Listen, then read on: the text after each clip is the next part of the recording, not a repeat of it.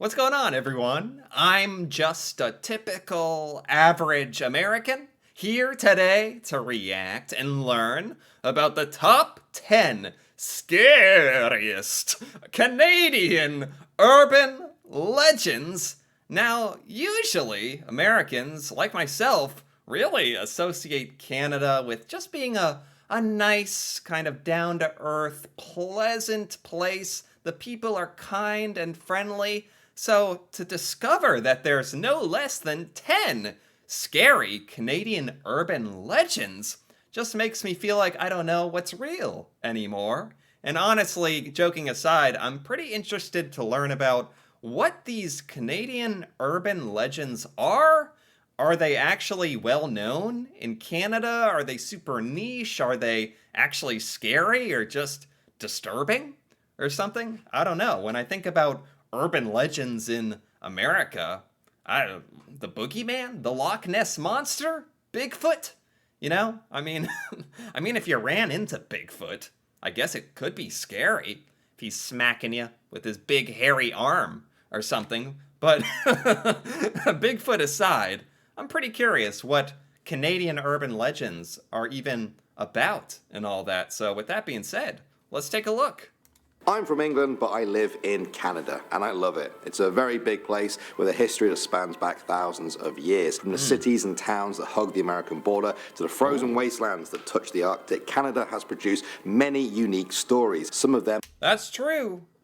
Places that hug, like Arctic wastelands, how he eloquently put, there can be some scary, like, icy or cold urban legends. That can be kind of scary, and he's talking about others that might have to do with the American border. This is piquing my interest. Are very scary. Today's video is the top 10 scary Canadian urban legends. Starting off at number 10 now, we have Cressy. Cressy is said to be a mysterious eel-like creature. Cressy? Cressy? Is this just some kind of Dollarama, dollar store knockoff of Nessie? Like the Loch Ness Monster? Cressy, does it have to rhyme? I shouldn't be so critical right off the bat. It's just the name is Cressy. Okay, but it's a sea monster, and they built a little statue of it. Wait, they've like commercialized it. Okay, what is this? That lurks in the waters of Crescent Lake in Newfoundland and Labrador. Stories of Cressy date back to native Canadian legends, which refer to it as the pond devil or swimming demon. See, that's scary. Like this, especially when you feel like you're underwater with the beast, with Cressy itself. Yeah, this is kind of scary. Where did he say this was? That lurks in the waters of Crescent Lake in Newfoundland and Labrador. Stories of Cressy date back to native Canadian legends, which refer to it as the pond devil or swimming demon. Their fears were also held by European settlers who arrived at the lake during the early 20th century. Since then, there have been dozens of sightings of Cressy, with one report saying it could be as much as 15 feet long. 15 feet? Okay, this little cartoon makes it seem bigger than 15 feet, but the scary thing about 15 feet is, like, I don't know what Cressy is, like some kind of mutated eel or something, but I would believe it could be like, if you told me it was 100 feet, I'd be like, nah, but some kind of mutant 15-foot eel with a giant head, like, that's just believable enough to make it a little scarier. Next up at number 9 now, we have the St. Louis Ghost Train. In the town of St. Louis in Saskatchewan lies the village of St. Louis. There, you can find an old abandoned train track. I didn't know there was a St. Louis, Saskatchewan. I would have pronounced it St. Louis, but... Now, many of the locals there have reported seeing strange floating lights moving along the train track during the night. Others have said that a ghost train will appear on the track looking just like the ones from the 19th century. This is like a classic urban legend. Like, I feel like I've heard the ghost train urban legend before, like even in America as well. But I guess every country has to have a ghost train. Another story is that the ghost of a workman who died during the track's construction will appear at night. At number 8 now we have the Forbidden Plateau. This plateau in Western Canada has long been regarded as a mysterious place. The native Canadians would hide their families in the forested plateau during wars with other tribes. One day the warriors returned to find their family had disappeared. They believe that evil spirits took them away and they vowed to never step foot there again, earning it the name of the Forbidden Plateau. The Forbidden Plateau. That's kind of scary. It's like also just vague enough to be scary. And how long ago was this? The warriors would hide their Western Canada has long been regarded as a mysterious place. The native Canadians would hide. The native Canadians were talking about this. So this is a very old urban legend, which is kind of cool. Never step foot there again, earning it the name of the Forbidden Plateau. Many people have taken this story to heart and stay clear of the eerie presence there. Oh, but I guarantee you, as soon as you say it's the Forbidden Plateau, there's got to be so many people who literally make it their mission to go to that plateau and tap dance on it or something, you know? Next up at number 7 now we have Young Teaser. This was an American ship that was destroyed in the War of 1812. It was wrecked in Nova Scotia, where some people believe its ghost can still be seen today. Oh, I didn't know about this. Young Teaser, American ship, destroyed in Nova Scotia during the War of 1812. And now it's a ghost ship? 12. It was wrecked in Nova Scotia, where some people believe its ghost can still be seen today. People swear they have seen the Teaser light, a fiery glow of a flaming ship near the site of the explosion. Accounts began in the late 19th century, and since then, many people have said that the ship appears on the 27th of June, the day it sank.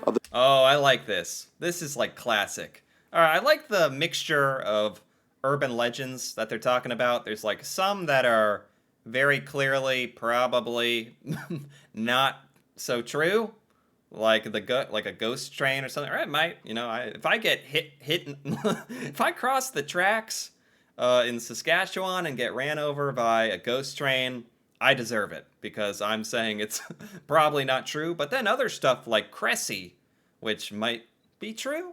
I like the combination of like that kind of stuff where I don't know. And the ghost ship where some people spot it at night on the night it sank. That is good detail. Others have gone even further and said the ship also holds the ghosts of the sailors who died in the explosion, forced to relive their deaths forever. At number 6 now, we have Christie Mansion. It's now Regis College in Toronto, but Christie Mansion used to be the home of William Mellis Christie, a successful businessman in the city. His son Robert inherited the mansion and set up a secret chamber for his mistress. She lived there for many years until Robert's affections for her began to wane. Eventually, she was said to have hung herself in room 29 ever since then. Oh man, that's disturbing.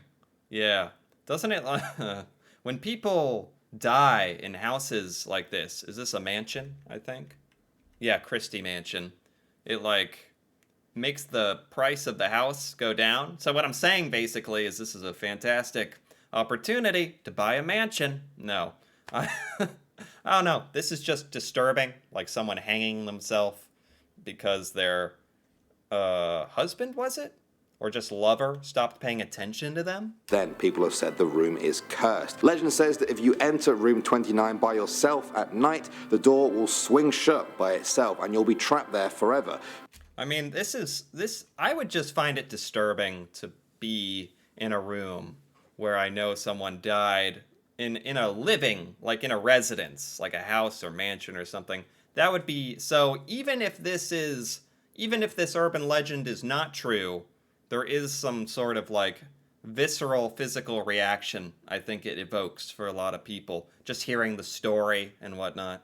Just like the ghost of the mistress. Moving on to number 5 now, we have Peggy's Cove. On a rocky outcrop in Nova Scotia, you can find a lonely lighthouse. The story goes that in 1800, a woman named Peggy washed up on the rocks there after being shipwrecked. Tragically, her children all drowned. Peggy went on to marry one of the locals and lived on that cove. She would often walk along the rocks at night, calling out to them in her grief. One night, oh man, that's already scary. Oh, that's already scary. Even if she really did that, wandering the coast by the lighthouse yelling for her long-lost children. That's just a scary image. This is a good story so far. Night, her husband went out with her, often walk along the rocks at night, calling out to them in her grief. One night, her husband went out with her and danced on the rocks with her to cheer her up. He lost his footing though and slipped, sending him into the rocks, which killed him. Soon after, in absolute grief, she jumped off the same rocks and ended her life. Oh my god.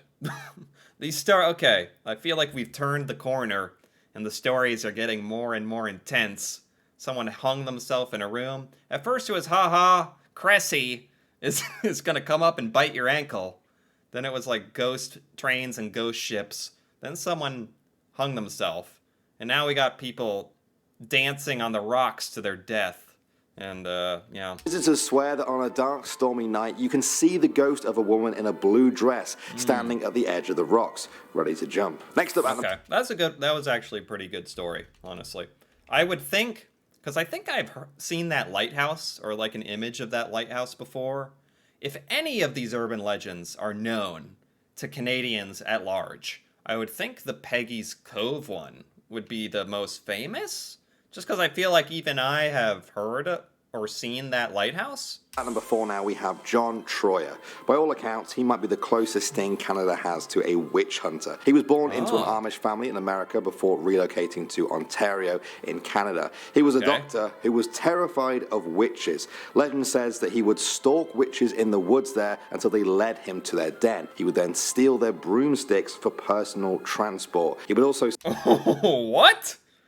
This just sounds like a video game or something. Set up actual witch traps to capture them. Now, whether or not you believe the whole broomstick or witches thing, there is evidence of John Troyer's traps, which are... He actually set up witch traps. Witch traps! I shudder to think if he accidentally caught, like, just, you know, a normal person, like trying to go for a pleasant hike through the woods, gets stuck in a giant witch trap, biting their leg off. And I feel like this guy would just probably make himself believe you're a witch and make you take him to your witch den and give you your best broomstick as well. Are essentially human-sized bear traps. Coming at number 3 now, we have the Dungarvan Whooper. This is a famous ghost story coming from New Brunswick and dating back to the late 19th century. From New Brunswick, the Dungarvan Whooper. What a name. Does he whoop ya? I don't know. Think that word's funny. According to legend, a young Irish cook called Ryan worked at a lumberjack camp. While the other lumberjacks were out one day, the boss killed Ryan. When they returned, he told them Ryan just got sick and died suddenly. Why? I'm distracted because why is he on a stamp? There's no way the Dungarvan Whooper holding his axe, boiling someone in that pot, is on a stamp. Is he? Is this a real stamp? Okay, I can pay attention again now. Called Ryan worked at a lumberjack camp. While the other lumberjacks were out one day, the boss killed Ryan. When they returned, he told them Ryan just got sick and died suddenly. They buried him some distance from the camp. However, a loud whooping sound kept them awake. The whooping got so loud that they fled the camp, convinced it was Ryan's vengeful ghost. There is a whooping sound.